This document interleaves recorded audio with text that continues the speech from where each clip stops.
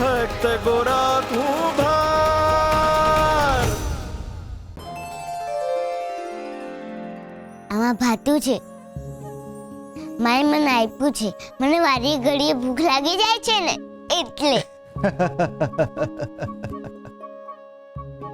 હું કોણ હસો છું રાજાજી? આ તારી મીઠી મીઠી વાતો સાંભળીને મને હસવું આવે છે. રાજાજી, આ હકુબા છે. અમારે કે મહેમાન થયા છે. એમને તમને મળવું તું ને રાજમહેલે જોવો તો. પ્રણામ મહારાજ. પ્રણામ. હકુબા, તે રાજાજીને જોવાતા ને? આ રહે રાજાજી ને આ રહ્યો રાજમહેલ. હંધુ હોય ધ્યાનથી જોઈ લો.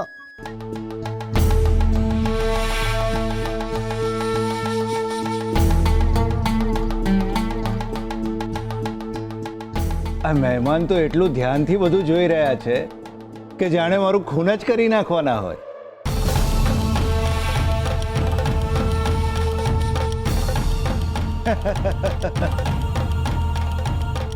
અરે મેં તો આમથી રમૂજ કરી હતી. તમે લોકો આટલા ગંભીર કેમ થઈ ગયા? મહારાજ, તમારી રમૂજ ખૂબ જ ગંભીર હતી. બે ઘડી માટે તો મારું હૃદય થંભી ગયું હતું. કેમ હકુબા? તમે રાજાજીનું ખૂન કરવા આવ્યા છો? અરે, હું એ રમૂજ કરું છું. બોલો મહેમાન, કેવું લાગે છે? આ રાજમહેલ તમારી કલ્પના પ્રમાણે છે કે નહીં? મહારાજ, કલ્પી ના શકાય એવો આ મહેલ છે. અને તમે તો મહાનતાની મૂરત છો. તમને મળવાનું આજે મારું સપનું તમે પૂરું કર્યું. અરે ના ના, સપનું મેં નહીં, સપનું તો આ ગોરાએ પૂરું કર્યું છે.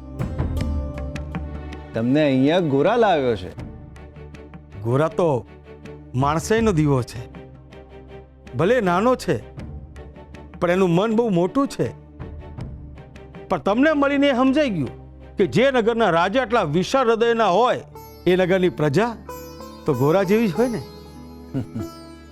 મહેમાન, તમે મારા વખાણ તો એમ કરી રહ્યા છો જાણે મને બહુ નજીકથી જાણો છો.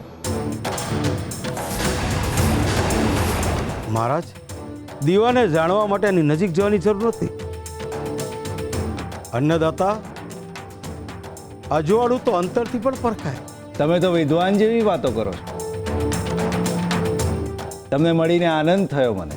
હું તો ધન થઈ ગયો તમને જોઈને મહારાજ. પણ મહારાજ, મને એક વાત ના સમજાઈ. શું? આ બહાર આટલો પહેરો કેમ છે? એમાં એવું છે કે સમાચાર મળ્યા છે કે કોઈએ મને મારવા માટે વ્યક્તિ મોકલ્યો છે.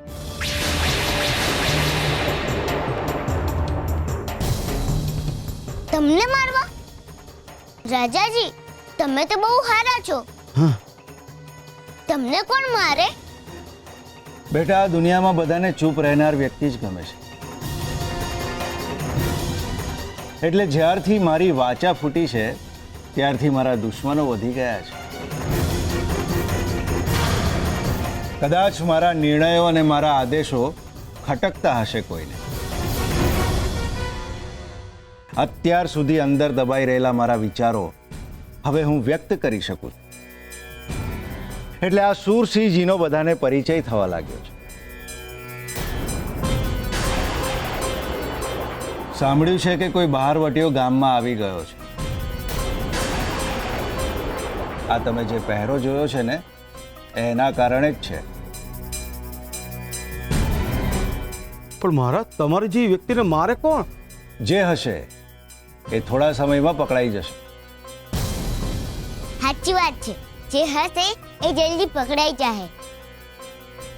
હું એને જલ્દી પકડી લઈશ.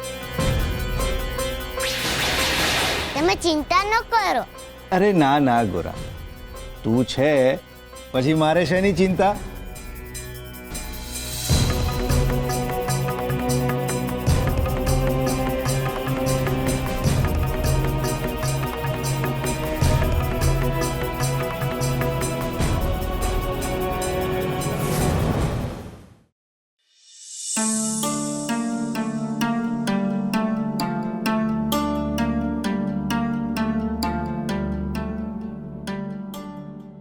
દેવી, આજે તમે જોયું ને, હકુ પાસે ને ભજન સાંભળીને રડી પડ્યા. એમના આહુડા જ પુરાવા દઈ દેતા હતા કે એમની અંદર કેટલું દુઃખ ધરબાયેલું છે. એમના પરિવારને ખોયો છે એમણે. બસારો માણા હૈયામાં પીડા લઈને ફરે છે. ભગત, તમે છે ને કોઈ અજાણ્યા માણસ પર બહુ જલ્દી ભરોહો મેલી દો છો. બરહો મૂકતો નથી દેવી, મુકાઈ જાય છે. નાજેણું આ જગતમાં કોઈ નથી. ના જગતમાં હંધાય હરિના સંતાનો છે, અને જે હરિના સંતાન એ આપણા ભાઈઓ. ભગત, એવું તમને લાગે છે, પણ સામેવાળાના મનમાં શું હોય એની આપણને શું ખબર પડે? આ ગોરા જ્યારથી હકુબા સાથે ગયો છે, મને ચિંતા થઈ રહી છે. એને કાંઈ નથી થવાનું દેવી.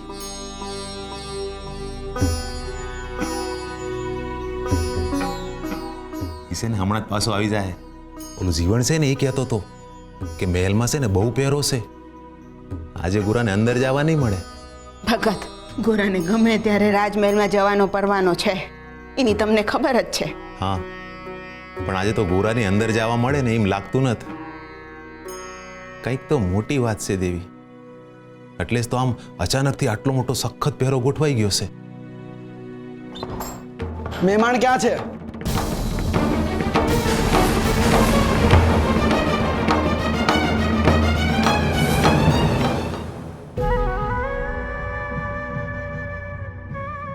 મહારાજ, મારા માથે આપ ફાટ્યું છે.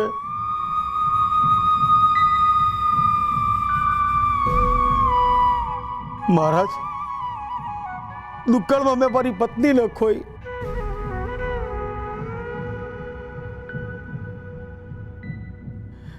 મહારાજ, મેં મારા દીકરાને ગુમાવ્યો. આ ઘોડા જેવડો જ હતો. મારા દીકરાના અવાજથી તો મારું આંગણું ગૂંથતું હતું, અને એના પગલે મારું ખોડું ધબકતું હતું. મહારાજ, મારી પત્ની અને મારો દીકરો મારું જીવન હતા. મારું હંધું હતું નહોતું થઈ ગયું. મહારાજ, મારી આંખ સામે હકીકતને હાપતી જોઈ છે મેં. દુકાળે મારી ઉપવન જેવી જિંદગીને હંમેશા માટે રણમાં ફેરવી નાખી છે. રણમાં ફેરવી નાખી. મહારાજ, દુકાળમાં પાણીના એક એક ટીપા માટે મેં વલખા મારતા હતા.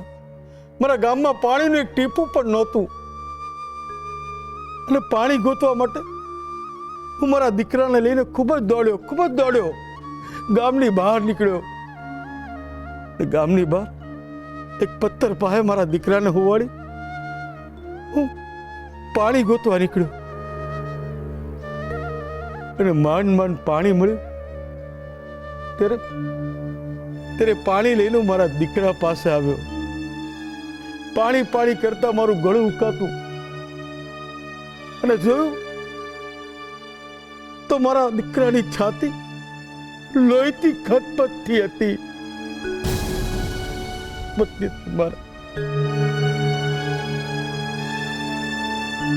એ કોકનું પાણી પીવા ગયો ને કોઈ એને મોતને ઘાટ ઉતારી દીધો છે. મહારાજ, મોતને ઘાટ ઉતારી દીધો. પાણીના કારણે મેં મારો દીકરો ગુમાવ્યો છે. મહારાજ, દીકરો ગુમાવ્યો. ઈદીથી મારી આંખું કોઈ દિવસ કોઈ નથી રહી.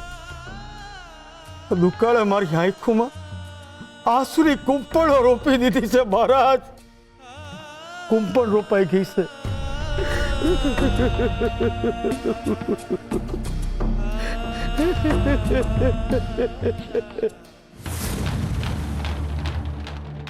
અરે ભાઈ, અરે પણ જવાબ તો જો, તમારે હું જોઈશી. અરે આ અમારું ઘર હું કામ ફંફોસી રહ્યા છો?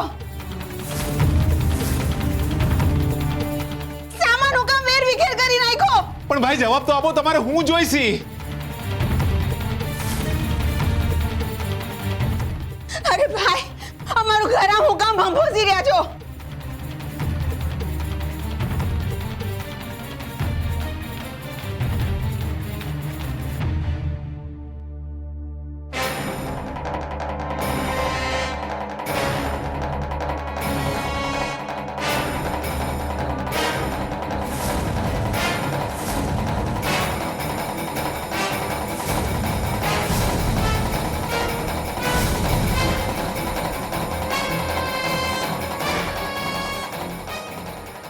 ભાઈ કોણ છો તમે? આ દાગીના તમારા છે? ના, અમારા નથી ભાઈ. અને ભાઈ તમે સો કોણ અને અમારા ઘરની તપાસ કેમ કરી રહ્યા છો? અટાણું દી તો તમે ભિક્ષા માંગી રહ્યા હતા અને આમ અચાનક અમારા ઘરમાં ઘૂસી ગયા. તમે છો કોણ ભાઈ?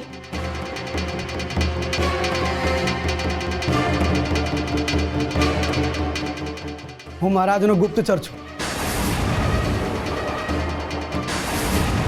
અને રાજાજીનો જીવ જોખમમાં છે. કોઈ બારવટીયો વેશ બદલીને મહારાજનું ખૂન કરવા આવ્યો છે એવા સમાચાર છે.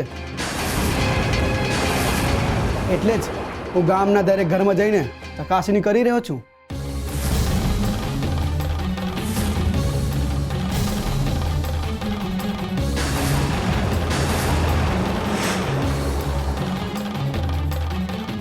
કાકા આ બેહીને ભજન સાંભળો. બાપા ભજન ગાશે ને હું કરતાલ વગાડીશ. કહ્યું ને નથી આપણે મારા ભજન.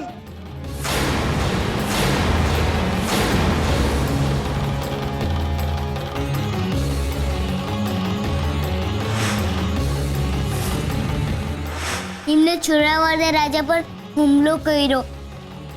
એ ચોરાવાડા રાજાને મારી નાખશે. તે છે ને સપનું જોયું છે. હા, પણ બાપા સપનાની વાત તો સાચી થાય ને.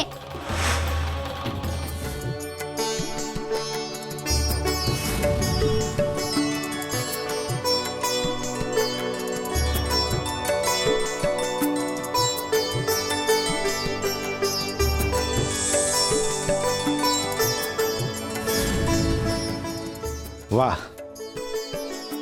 હવે ભોજનની શરૂઆત કરો. હું નહીં જમું. કેમ ગોરા, શું થયું? મારી માએ મને હુક્કો રોટલો આપ્યો છે એ જ હું જમીશ. મહારાજ, આ ગોરાને જોઈને મને મારો દીકરો યાદ આવી જાય છે. એ આવી જ વાતો કરતો હતો.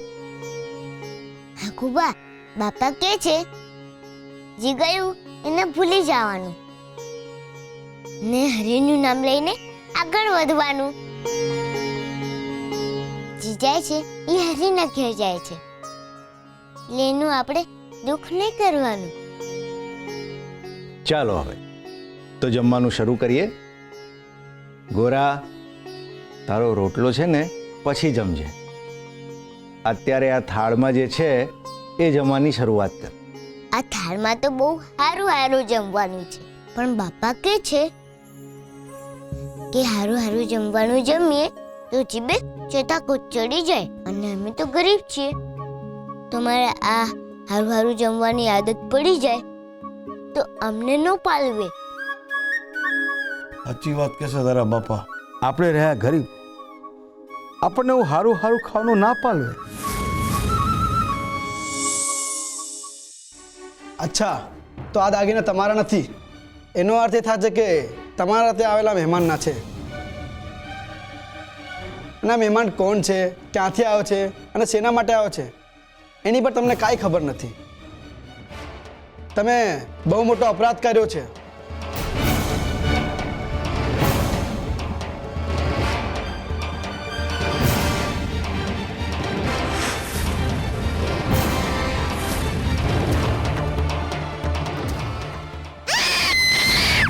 ગોરા,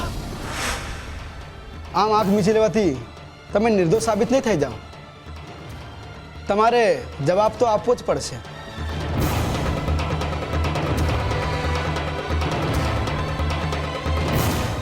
ભગત, આ ભાઈ શું કહી રહ્યા છે?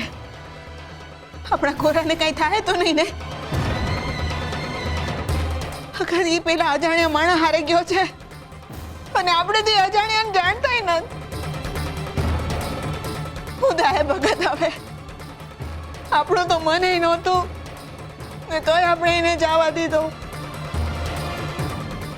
ભૂલ આપણી જ થઈ ગઈ ભગત, આપણી જ. આ હું બોલો છો? અને ક્યાં ગયો છો ગોરા? તમારા ત્યાં આવેલા મહેમાન સાથે ગયો છે? બોલો. અમારે ત્યાં મહેમાન આવ્યા હતા ને એ તો હું જલ્દી બોલો.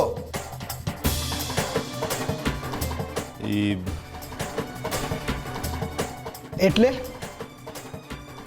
એ ગોરાને લઈને ગોરાને હું ક્યાં છે ગોરા અને મહેમાન ક્યાં છે? એ મહેમાનને લઈને ગોરા છે ને રાજમહેલ ગયો છે.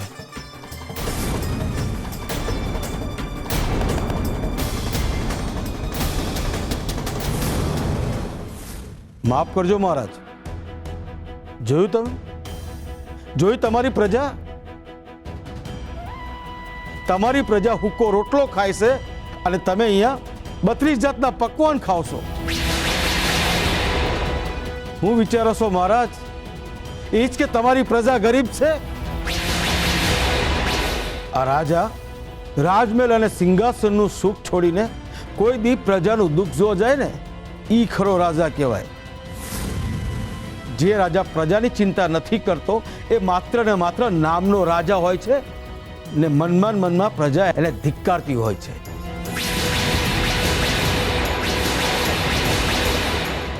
રાજાજી, તમને બહુ ગુસ્સો આવી રહ્યો છે. તમે હકુબાને તલવારથી મારશો તો નહીં ને?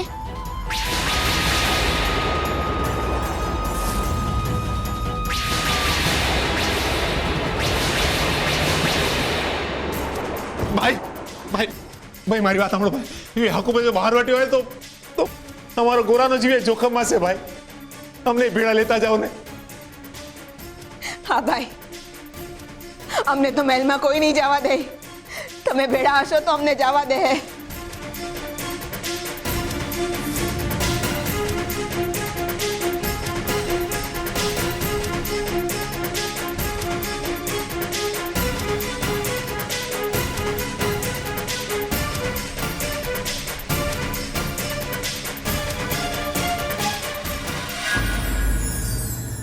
રાજા એ વ્યક્તિ નહીં પરંતુ પદ છે. એક એવું પદ જેના પર એની પ્રજા ભરોસો મૂકે છે, જેની હાજરીમાં પ્રજાને સલામતીનો અનુભવ થાય છે, જેનું હોવાપણું પ્રજાને પોતીકું લાગે છે. રાજા બનાતો નથી પરંતુ રાજા બનાવાય છે પ્રજા દ્વારા. પણ પદ મળી જતા, સત્તાની ગાદી મળી જતા ક્યારેક રાજા ભાન ભૂલી જાય છે.